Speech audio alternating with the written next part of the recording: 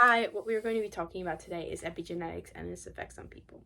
Now, what epigenetics are is kind of complicated, but pretty much what it is change in gene expression.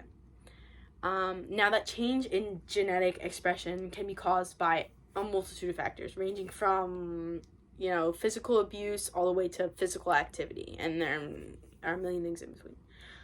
But what I'm specifically going to talk about is famine and like the epigenetic response to famine and it being passed down through germline cells. And a hypothesis that goes along with this is the Barker hypothesis of fetal origins of chronic disease in adulthood. And a study that backs up this hypothesis was published by the National Library of Medicine, where they studied the generations after people who survived the siege of Leningrad and the famine that went along with it. And what they found of the generations after is, compared to their control group, they had a higher, like, hypotonic diseases, like higher BMI, higher blood pressure, a lower GFR.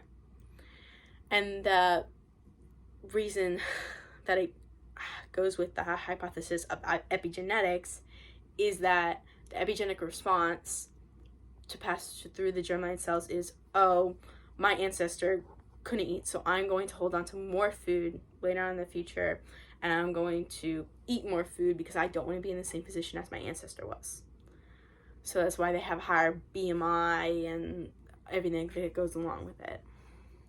Now, this is fascinating not only because it's passed down just through one generation, but it's passed through two different generations, which is fascinating.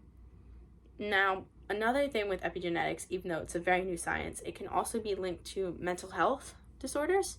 So if the person goes through like physical abuse during childhood or even separated from their mother, it causes the brain to release methyl groups that can turn off certain genes and gene expressions, causing things like depression and schizophrenia and bipolar disorder and stuff like that.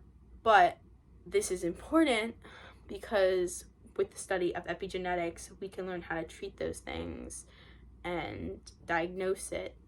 And also, going back to the famine and stuff, we can also screen earlier for certain health problems that we might see associated with them because we know that this ancestor went through things.